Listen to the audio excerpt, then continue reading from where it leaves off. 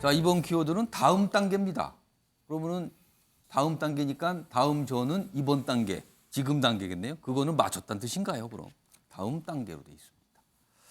기사 보죠. 최근에 이제 이태원 참사 관련 뉴스가 이제 주로 다루다 보니까 오랜만에 나왔습니다. 그동안 이 내용도 꽤 이제 주목을 받았었는데요. 불법 대선 자금 혐의 김용 이르면 오늘 기소입니다. 검찰의 기소. 그리고 검찰은 기소까지 가고 지금까지 수사를 하는 거 보니까 뭔가 혐의 입증에 대해서 자신 있는 건가? 아닌가? 여기는 이 기사는 검찰이 뭔가 입증 자신 있는 거 아닙니까? 이렇게 부각한 기사인데요. 또 어떤 기사에서는 김용 측 이 얘기를 하면서 진술밖에 없다 지금 명확한 거는 뭐 이렇게 또 다룬 것도 있습니다. 좀 더 보죠. 남욱의 4회에 걸쳐서 8억여 원 수수 혐의 김용 측 검찰이 물증 제시를 안 했다. 이게 같은 맥락이네요. 진술만 있다. 뭐 이런 거죠 지금. 그렇습니다. 이렇게 나와 있고요. 이게 이제 첫 번째 기사고요. 다음 기사 보시죠.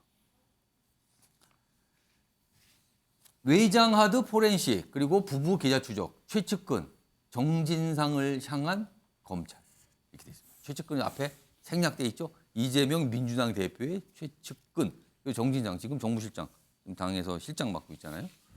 근데 그쪽을 향한다. 그렇다면은 앞선 기사는 지금 단계, 이건 다음 단계군요. 지금 검찰이 이쪽을 겨냥하고 있다는 거죠.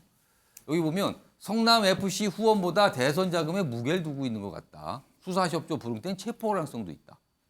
뭐 앞선 내용, 김용 이르면 오늘 구속 기소 예정이다 이렇게 돼 있습니다. 체포 가능성 이렇게 돼 있습니다. 뭐 수사 사항입니다. 오늘 뭐 기소가 될지 왜냐하면 8일로 이제 이 구속 기간이 만료가 되거든요. 그럼 기소를 해야 뭐가 연장이고 뭐 이런 게 이루어지는 거죠. 자, 이 얘기 좀 해볼까요? 이거는 최영철 편집위원 그다음에 김웅국 평론가 두 분께 좀 질문 드릴 텐데요. 최영철 편집위원. 네. 최측근 이 기사가 굳이 이거를 강조한 이유가 있죠? 자, 그럼 결국에는 궁극적으로 향하는 방향은 이재명 대표다. 이렇게 봐야 되는 겁니까? 그렇습니다. 이재명 대표의 지난 대선 예. 경선 자금과 대선 자금을 동시에 아마 캐지 않을까 이렇게 싶은데요. 일단 1단계는 김용 전 부위원장을 구속 기소해서 그리고 혐의 입증시킨 뒤에 정진상 지금 보좌관 쪽으로 향하겠죠. 그러니까 1단계 고비를 넘어야 되는데 지금 김용 부위원장께서는 묵비권을 행사하고 있단 말입니다. 증거가 없지 않느냐. 그렇게 얘기하는데 과거 사례를 보면 홍준표 대구시장이 성완종 경남기업 회장으로부터 뇌물을 받았을 때, 뇌물 받은 게 아니죠. 뇌물을 받았다는 의혹을 받았을 때 그 뇌물 전달자가 홍준표 시장에게 국회의원회관에 찾아가서 돈을 주었다고 진술을 하였는데 그 당시에 그러면 국회의원회관의 구조가 어떠하였느냐, 어떤 그림이 있었느냐, 어떤 승강기를 타고 올라갔느냐 이 진술을 하였는데 그 진술이 의원회관 구조와는 맞지 않았다는 것이죠. 아, 거기서 흔들렸다는 그렇습니다. 거예요. 거기에서 진술이 기존의 구조와 맞지 않다 보니까 그러니까 이건 재판부는 이것이 허위 진술일 가능성이 높구나. 이렇게 해서 결국에는 홍준표 시장 무죄를 받았습니다. 그렇기 때문에 이번에도 김용 전 부위원장에게 돈을 줬다고 진술한 유동규가 유동규 본부장이 돈을 언제 주었는데 장소는 어떠하였는데 그것을 특정하고 나서 그 특정한 장소와 시간에 대해서 어느 정도 구체적인 진술을 할 수 있느냐. 이것이 관건이겠죠. 그러나 그 진술이 상당히 현실과 동떨어지거나 당시에 통신 추적을 해서 전화나 문자가 오간 흔적이 별로 없었거나 이러한 정황증거가 많이 부족하다면 혐의를 입증시키기는 어렵지 않겠느냐. 그러나 지금까지 검찰 수사 속도를 봤을 때는 진술의 구체성 그리고 그 진술의 여러 가지 맞춰졌던 장소적 특성이라든가 시간적 특성이 어느 정도 그리고 범행을 수행하였을 때 가방 얘기도 나오지 않습니까?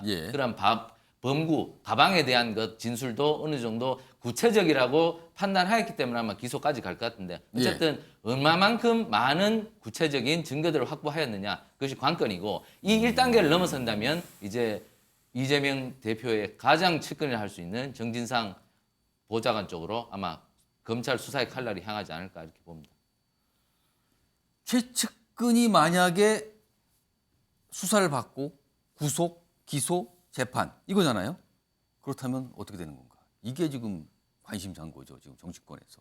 자, 김웅국 평론가께 자, 김용 부원장 그리고 정진상 실장 뭐 여러 가지 반박도 하고 입장을 냈거든요. 좀 가깝게 들으시니까 하나하나씩 좀 전달해 주시죠. 먼저 김용 부원장 측은 지금 상황에 대해서 뭐라고 얘기하십니까? 일단 아니라는 거죠. 직접적인 증거는 전혀 없다. 그리고 여기 나온 대로 메모와- 진술만 나왔다는 겁니까? 네, 그럼? 메모와 진술만 있을 뿐이다. 어. 구체적인 그리고 실제 거기에 대해서 전혀 제시하지 않고 나왔던 그동안의 뭐 보도 보면은 가족들 걱정을 하고만 하고 다른 얘기 하지 않는다. 예. 다시 말해서 가족들 걱정하면서 뭔가 내놓으라는 그런 수사 방식, 과거에 했던 방식이죠. 그래서 저는 기사도 저기 제목이 좀 불법 대선 자금 김용이라고 그러는데요. 예. 대선 자금과의 연계성이 거의 지금 전혀 나타나지 않는, 다시 말해 검찰의 주장일 뿐인데 그럼 저렇게 혐의라고 해야 되나요? 대선 자금 혐의 이렇게 됩니까? 그러면 검찰의 주장인 거죠. 뭔가 네, 그런 검찰 식으로 가야 쪽에서 되는 이제 거지. 보는 저걸 보면은 마치 아. 김용 부원장이 불법 대선 자금을 받은 것처럼 얘기. 그리고 대선 자금과의 연계성 우상호 의원이 얘기하지 않았습니까? 당시에 총추진 관리를 했는데 예. 하루 만에 모든 후원금을 다 받았는데 남아가지고 다 돌려줬다고 얘기하지 않습니까?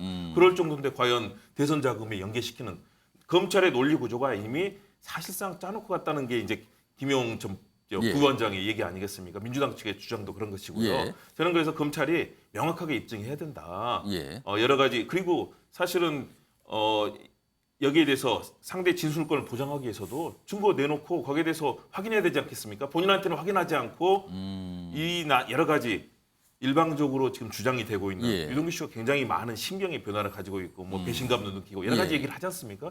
굉장히 적대감과 이 적개심을 표현하고 있는데 예. 그 속에서 나오는 진술의 신빙성 같은 경우는 과거 수사에서도 별로 그렇게 인정을 못 받았거든요. 재판부에서. 그렇다면 결국은 이제 검찰의 창과 방패의 대결인데 과연 얼마나 김용 부원장이 예. 그 당시에 뭐 받았다고 하는 8억 원 정도를 받았다고 예. 하는데 그것도 작년 4월에서 8월이거든요. 음. 제가 알기로는 이재명 대표의 경우는 성남시장 시절부터 워낙 많은 검찰의 조사를 받아서 예. 그걸 뭐 돈을 받고 상상도 할 수 없는 일이라고 저는 생각이 예. 드는데 어쨌든 검찰이 그런 증거를 가지고 있다면 제대로 입증하고 또 여기에 대해서 국민들께 납득을 시켜야 될 예. 거다. 특히 재판부를 납득을 시켜야 될 거고요. 김용 부원장도 있는 그대로 진실을 얘기해서 빠르게 의혹을 해소해야 지금 된다. 현재는 김용 부원장이 묵비권을 행사하고 있다고 그러죠? 지금요? 그렇죠. 진술을 아직 안 하는 거잖아요. 어떤 거에 대해서. 본인은 왜냐하면 그게 동의할 수 없다라고 판단하는 것 같아요. 그거는 예. 피의자의 권리이기 때문에 그 부분에 있어서 뭐 할 수 있는 방법인데 또 그것이 재판에서 불리할 수도 있는 것이기 때문에요. 어쨌든 검찰이 얼마나 명확한 증거, 제대로 재판부를 설득할 수 있는 예. 증거를 내놓냐에 따라 달려 있을 거로 보입니다. 일단 오늘 기다려보죠. 뭐 기소할 것 같다는데 기소가 되면 재판이 넘어가는 거잖아요. 그럼 본격적으로 이제 재판 정세의 공방이 시작이 됩니다.